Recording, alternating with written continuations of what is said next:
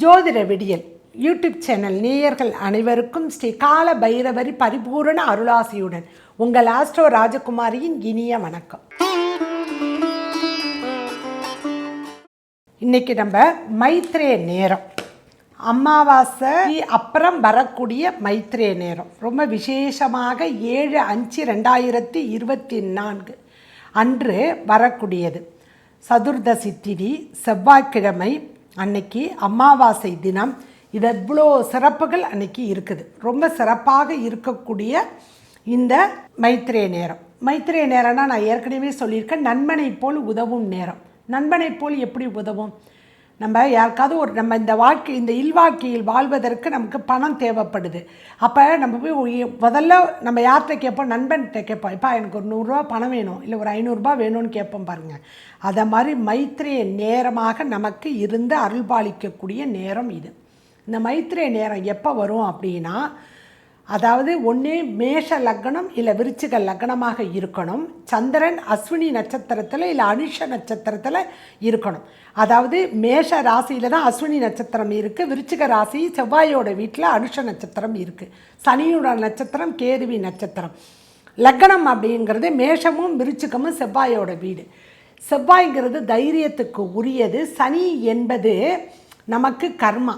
So இந்த உலகில் நம்ம என்ன அனுபவிக்கணும், என்ன அசிங்கப்படணும், அனுபவிக்கணும், இது எல்லாத்தையும் டிசைடட் பண்ணுறது சனி பகவான். பட்டு தெரிஞ்சிட்டு வா அப்படின்னு விட்டுருவார். அப்படி இருக்கும் பொழுது இந்த சனியானது, இந்த செவ்வாய் சனி ஒரு ஜாதகத்தில் ஒருத்தருடைய ஜாதகத்தில் செவ்வாய் சனியை வைத்து அவர் எவ்வளோ கடன் படுவாரா, எவ்வளோ நாளைக்கு கடனில் இருப்பார், எப்பயுமே கடனில் இருப்பாரா, இல்லை கடனை அடைச்சிருவாரா அப்படிங்கிறதெல்லாம் நம்ம சொல்லிட முடியும்.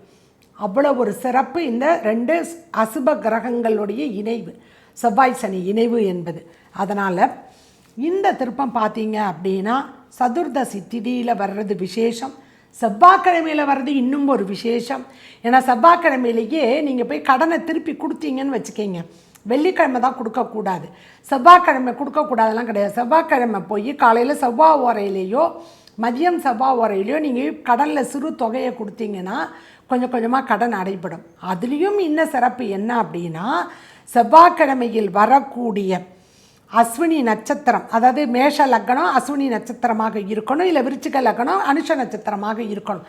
அந்த நாளில் கடனில் ஒரு சிறு தொகையை கொடுத்தீங்க அப்படின்னா அடைச்சிங்கன்னா, இல்லை யாருக்காவது நீங்கள் கடன் கொடுத்துருந்தீங்கன்னா அதில் ஒரு சிறு தொகையை வாங்கிட்டு வந்தீங்கன்னா கொஞ்சம் கொஞ்சமாக அவங்களுக்கு கடனை அடைச்சிருவாங்க. இது அதில் இன்னும் ஒரு விசேஷம். இந்த திருப்பம் செவ்வாய்க்கிழமை வருது, அது ஒரு விசேஷமாக. அடுத்தது லக்னம் அஸ்வினி 1லிருந்து 4ஆம் பாதத்துக்குள்ளே நிற்கக்கூடிய நேரம். சந்திர பகவான் அஸ்வினி நட்சத்திரத்தில் பரிபூரணமாக நின்று கொண்டு இருக்கக்கூடிய வேளையில் வரக்கூடிய மைத்ரே நேரம், மைத்ரே முகூர்த்தம், மைத்ரே நேரம் எல்லாம் ஒன்று தான். அப்போ இதில் கடனில் ஒரு சிறு தொகையை நம்ம போய் அடைச்சிடணும். இது எப்போ வருது? ஒரு 35 நிமிஷம்தான் வருது. நல்லா பார்த்துக்கோங்க, ஒரு 35 நிமிஷம்தான் வருது. 7/5/2024 செவ்வாய்க்கிழமை விடிய காலையில், நாள் 6ஆம் தேதி திங்கட்கிழமை, மறுநாள் 7ஆம் தேதி விடிய காலையில், செவ்வாய்க்கிழமை விடிய காலை 4:35 இருந்து 5:10 வரைக்கும் தான் இருக்குது.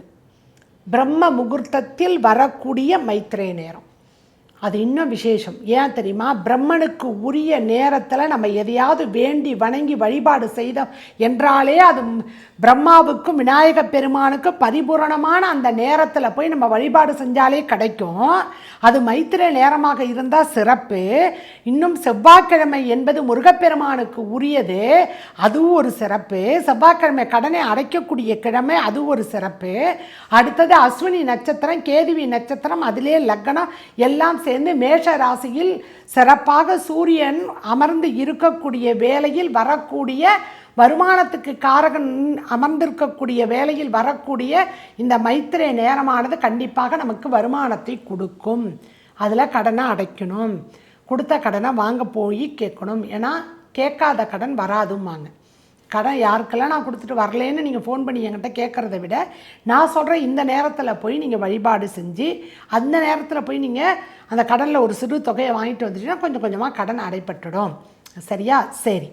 அப்போ எப்படி இதை என்ன பண்ணணும்?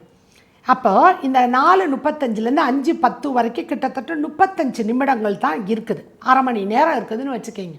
இந்த அரை மணி நேரத்துக்குள்ளார யாருக்காவது நீங்கள் நகை லோனோ வீட்டு கடனோ இல்லை வண்டி லோனோ இல்லை கைமாத்தா யார்கிட்டையாவது வாங்கியிருந்தாலோ இல்லை மார்வாடி கடையில் நகை அடமானம் வச்சுருந்தாலோ மார்வாடி கடையில் ஏதாவது வண்டியை வச்சுருந்தாலோ இல்லை கந்து வட்டிக்கு வாங்கியிருந்தாலோ இந்த பணத்தை ஒரு சிறு தொகையை எடுத்து ஒன்று இன்டர்நெட் பேங்கிங்கில் அன்றைக்கி பண்ணலாம் 24/7 இன்டர்நெட் பேங்கிங் ஜிபே ஃபோன்பே எல்லாமே இருக்குது. அப்போ நீங்கள் அந்த நேரத்தில் அனுப்பலாம்.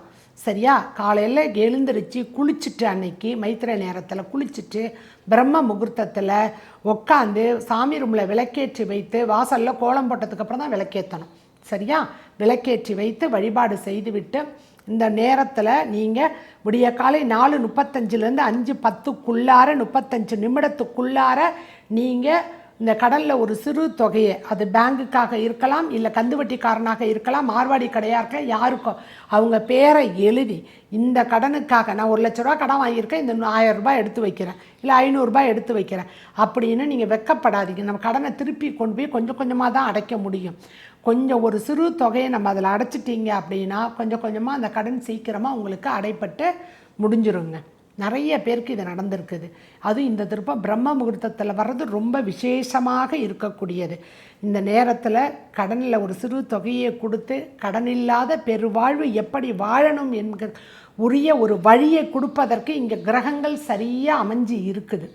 ஒன்று சொல்லுவாங்க, நாள் செய்யாததை கோல் செய்யும். சரியா? அப்போ இந்த கோல் செய்யாததை கூட உங்களுக்கு இந்த நேரமானது செஞ்சு கொடுத்துரும். நாளுங்கிறது ஒரு நாள் ஃபுல்லாக 24 hours அதில் கோள்கள் நிற்கணும். கோள்களும் கையை விட்டுடுச்சா அந்த வித்தின் செகண்ட்ஸ்ன்னு சொல்லுவாங்களே அந்த நேரம் செஞ்சிடும். சொல்லுவாங்களே மயிரிழையில் தப்பித்தேன் அப்படின்னு. ஸோ அப்போ அந்த நேரமானது உங்களுக்கு செஞ்சு கொடுத்துரும். அதுதான் இந்த சுகமான ஒரு சுபிட்சமான ஒரு நேரம் இந்த மைத்திரை நேரம். பிரம்ம முகூர்த்தத்தில் வருது. கடலில் ஒரு சிறு தொகையை நீங்கள் செக்கை எழுதி வைக்கிறீங்களா, பூஜை ரூமில் கொண்டு போய் வச்சுருங்க. யாருக்கு இருக்குது அது ஒரு கவரில் போடுங்க, இல்லாட்டி ஒரு பேப்பரில் சுருட்டி அவங்க பேரை எழுதி இந்த கடனுக்காக இது அப்படின்னு நீங்கள் கொடுத்துருங்க. இப்படியாக எழுதி வச்சு நீங்கள் வழிபாடு செஞ்சுக்கணும். அடுத்தது கந்து வட்டிக்காரருக்கு அவர் பேரை எழுதி அதை வச்சுருங்க. ஆனால் அந்த பணத்தை நேராக அவருக்கு தான் கொண்டு போய் நீங்கள் கொடுக்கணும். அதனால தான் பூஜை ரூமுக்குள்ளே வச்சுருங்கன்னு நான் ஒவ்வொரு திருப்பமும் உங்களுக்கு சொல்கிறது. இந்த திருப்பம் 7/5/2024 செவ்வாய்க்கிழமையில் பிரம்ம முகூர்த்தத்தில் அஸ்வினி நட்சத்திரத்தில் மேஷ லக்னத்தில் அஸ்வினி நட்சத்திரத்தில் சந்திர பகவான் நின்று சூரியனும் சந்திரனும் நின்று கொண்டு இருக்கக்கூடிய வேளையில் மிக சுபிட்சமாக வரக்கூடிய மைத்திரே நேரம். ரொம்ப ரொம்ப ரொம்ப ரொம்ப ரொம்ப உங்களுக்கு அருள்பாலிக்கக்கூடிய அந்த நேரத்தை தயவு செஞ்சு நீங்கள் மறந்தும் விட்டு விடாதீங்க. சரிங்களா? நாங்கள் முன்னாடியே அந்த பதிவு போட்டுருவோம். நேரமும் இதில் வரும். நீங்கள் மறந்துடாமல் இருக்கிறதுக்கு அதையும் குறித்து வச்சுக்கிங்க. குறித்து வச்சுக்கிட்டு நீங்கள் இதை பயன்படுத்தினீங்க அப்படின்னா கண்டிப்பாக கடன் இல்லாமல் பெருவாழ்வு வாழலாம். கடன் இருந்ததுன்னா நோய் வரும், மனக்கவலை வரும். இதில் இருந்தெல்லாம் விடுதலை பெற முடியும். அடுத்தது, நம் நினைத்ததையெல்லாம் சாதித்து கொள்ள உதவும் ஒரு நேரம் சோடசக்கலை நேரம்.